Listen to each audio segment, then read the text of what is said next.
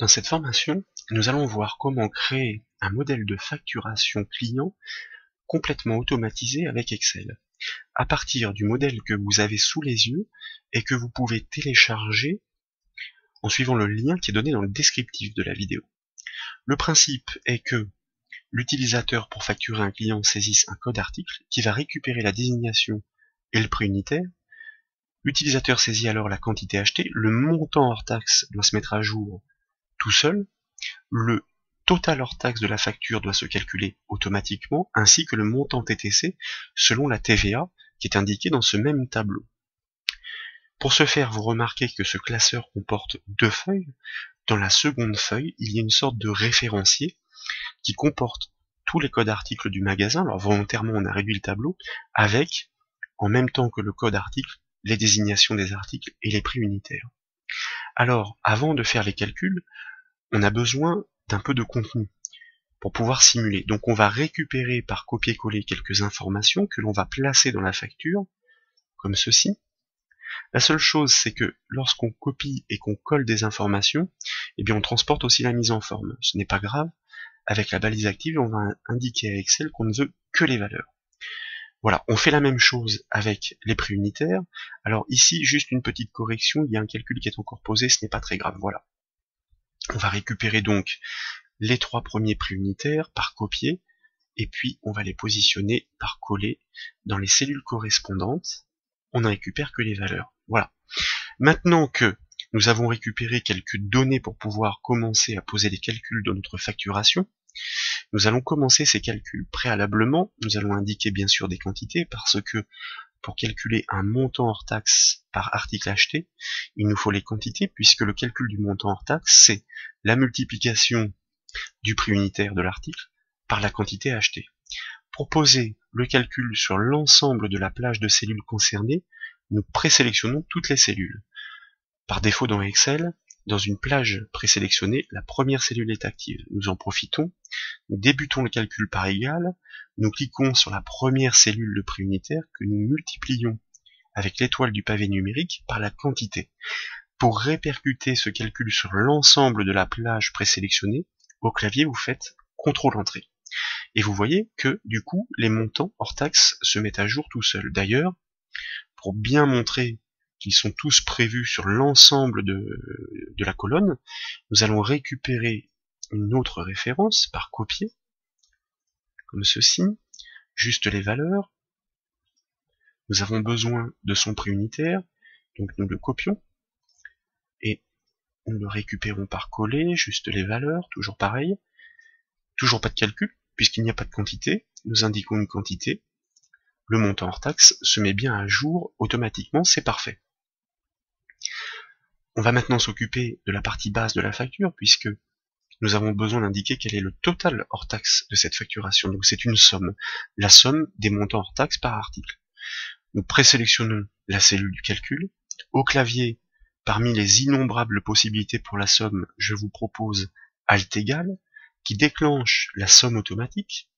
Et vous voyez que la proposition d'Excel n'est pas forcément la bonne à cause de ces cellules vides intercalées. Donc avant de valider, nous resélectionnons les cellules à sommer pour indiquer à Excel exactement les bornes. Nous validons de nouveau ce calcul par CTRL-Entrée, nous obtenons bien la somme, c'est tout à fait logique, pas de souci. Et nous devons maintenant calculer le montant TTC. Le montant TTC, c'est tout simplement le montant hors taxe auquel nous ajoutons la part de pourcentage due à la TVA sur ce même montant hors taxe. Littéralement, ça veut dire le montant hors taxe plus le montant hors taxe multiplié par la TVA. Si on factorise, ça donne quoi? Ça donne égal le montant hors taxe multiplié par, entre parenthèses, 1 plus la TVA. Comme ceci, c'est exactement la même chose. Nous validons par CTRL-Entrée et nous obtenons bien un montant TTC supérieur au montant hors taxe, ce qui est logique. D'ailleurs, par rapport à la part de pourcentage, 20%, on a bien 800 euros de plus, donc c'est tout à fait fonctionnel. Et pour bien constater que tout est dynamique, parmi les calculs que nous avons posés, nous allons de nouveau simuler en récupérant une nouvelle référence, par exemple la dernière, encore par copier-coller, toujours selon le même schéma, en récupérant que les valeurs. bien sûr sans oublier le prix unitaire, auquel il faut greffer une quantité pour que le calcul soit fonctionnel. Donc nous constatons avec la quantité que le montant hors taxe se met bien à jour dans la colonne montant hors taxe, et comme vous le remarquez, le total hors taxe ainsi que le total TTC se sont bien mis à jour instantanément aussi. Petit à petit, donc, notre modèle de facturation devient tout à fait intéressant, fonctionnel, mais on a encore du travail. Pourquoi? Parce que si vous souhaitez livrer ce modèle à des utilisateurs lambda, il faut bien qu'ils sachent qu'ils n'ont le droit de saisir que dans la colonne article et dans la colonne quantité. Tout le reste, normalement, doit être rapatrié automatiquement, c'est-à-dire que les calculs se font tout seuls, et il faudrait que la désignation et le prix unitaire s'affichent en fonction du code article saisi. Donc, on va commencer par supprimer les saisies que nous avons faites. Ici, en l'occurrence, il n'y a pas de calcul, ce ne sont que des saisies, du coup, tous les montants hors taxe se remettent à zéro. Ce que nous souhaiterions, c'est que dans la colonne code article, l'utilisateur puisse choisir le code article par le biais d'une liste déroulante pour simuler un petit peu ces lecteurs code à barre, ou vous savez, comme dans les supermarchés, les scans. Voilà, des codes à barre articles. Pour poser une liste déroulante, en fait, ce qu'il faut faire, c'est présélectionner la colonne code article, et dans l'onglet données, vous devez activer le bouton validation de données. Et dans cette liste autorisée, en fait, vous ne devez pas tout autoriser, vous devez autoriser une liste pour que ça devienne une liste déroulante. Et vous devez indiquer quelle est cette liste. Pour indiquer quelle est cette liste, vous cliquez dans la zone source, et ensuite vous activez la feuille article, et vous allez sélectionner directement les références du référencier d'articles. Lorsque vous validez, de retour sur la facturation, vous remarquez que votre liste déroulante est bien présente et vous permet de choisir parmi les références d'articles. Ce qu'il nous faut maintenant, c'est de pouvoir rapatrier les désignations et les prix unitaires en fonction du code article. Comme ça, pour l'utilisateur, c'est beaucoup plus confortable, beaucoup plus rapide, d'autant que nous l'avons dans le référencier des codes articles. Ce qui permet de faire ça, c'est la fonction recherche V d'Excel. C'est une fonction qui permet de rechercher un code article, par exemple, dans un tableau à définir, et de renvoyer l'information correspondante selon son numéro de colonne. Littéralement, la fonction s'écrit comme ceci. Alors, préalablement, nous présélectionnons toute la plage de cellules concernées, égale recherche V, et vous remarquez que lorsque vous ouvrez la parenthèse, Excel vous demande quelle est la valeur cherchée pour récupérer la désignation. Eh bien, la valeur qui nous permet de la récupérer, c'est le code article. Donc, nous le cliquons. Point virgule, à quel endroit? Table matrice. Eh bien, dans le tableau. Et là, on sélectionne tout sans se poser de questions. On va lui indiquer, en terminant en place dans la barre de formule, la formule, que ce que nous souhaitons en retour, c'est la désignation, numéro index colonne, c'est-à-dire la colonne 2 du tableau par rapport à la sélection. 2. Point virgule, ici, on va terminer par le mot-clé faux. Alors le mot-clé faux, ça permet tout simplement de dire à Excel que s'il ne trouve pas cette référence, il ne doit pas essayer de s'en rapprocher. Ce serait dangereux, puisqu'en l'occurrence, un code article est unique. Donc il doit le trouver, un point, c'est tout. Alors dernière précision, ça c'est très important, ici, on aurait pu le faire au moment où on a sélectionné le tableau, mais là on récupère directement la plage du cellule du tableau par les 2 points. On va enfoncer la touche F4 du clavier de manière à ce que vous voyez, il y ait des dollars qui interviennent de part et d'autre de la plage de cellules du tableau. Ça, c'est tout simplement parce qu'on va répliquer la formule sur l'ensemble de la plage de cellules et on ne souhaite pas qu'Excel, en la répliquant, décale les références du tableau. Ça veut dire qu'il recherche toujours dans les mêmes bornes. Maintenant que c'est fait, on peut valider la formule par contrôle-entrée. Alors, a priori, il y a des erreurs, mais en fait, ce sont des erreurs tout à fait normales. En fait, ça marche très bien. D'ailleurs, si nous choisissons ici une autre référence, vous remarquez que sa désignation est bien rapatriée. C'est impeccable. Pourquoi ici nous avons des dièses NA? Le dièse NA, ça veut dire not available, non disponible. Tout simplement parce que nous demandons, en l'occurrence ici, à Excel d'effectuer la recherche du code article dans le tableau, mais il n'y a pas de code article. Donc il dit qu'il ne le trouve pas forcément. Donc pour pallier le problème, il faut adapter la formule, ça devient un petit peu plus compliqué, mais c'est là toute la puissance d'Excel, avec une fonction qui permet de tester un critère, la fonction si, pour dire, s'il y a un code article à rechercher, alors on va le rechercher, sinon, on va rien faire.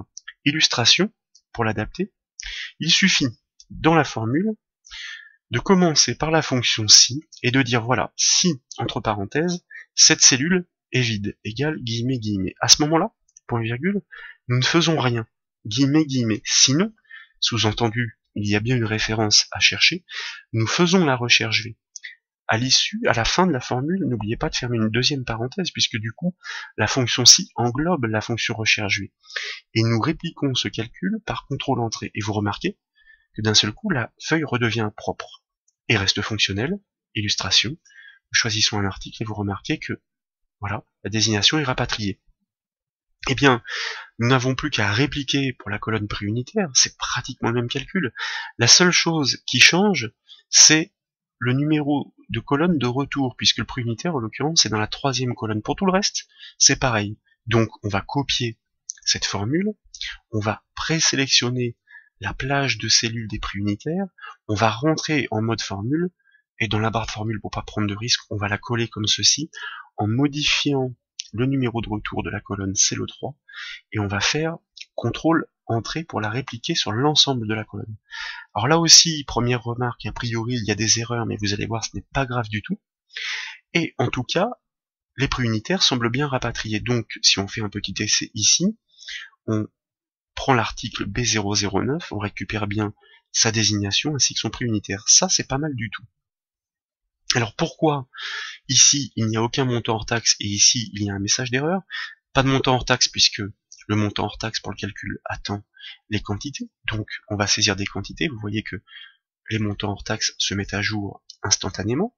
Forcément, il en va de même pour les calculs du bas du tableau. Ici, le message d'erreur valeur vient du fait que nous avons modifié le contenu des cellules, désignation et préunitaire. C'est-à-dire que lorsqu'il n'y avait rien à rechercher, nous les avons remplis par du vide, guillemets, guillemets. Le vide, c'est du texte. Le texte ne peut pas être inclus dans un calcul or par défaut. Nous faisions la multiplication. Même chose, même astuce, et la fonction si est vraiment précieuse et puissante, nous allons l'utiliser pour lui dire, bah voilà, s'il n'y a pas de prix unitaire, c'est qu'il n'y a pas de calcul à faire. Sinon, tu peux faire le calcul, c'est qu'il y a bien un prix unitaire à calculer. Si la cellule du prix unitaire est vide, égale guillemets, guillemets, à ce moment-là, nous ne faisons rien, comme tout à l'heure. Sinon, nous faisons bien le calcul du montant hors taxe, et nous répercutons le calcul par contrôle entrée, puisque nous avions bien présélectionné la plage de cellules.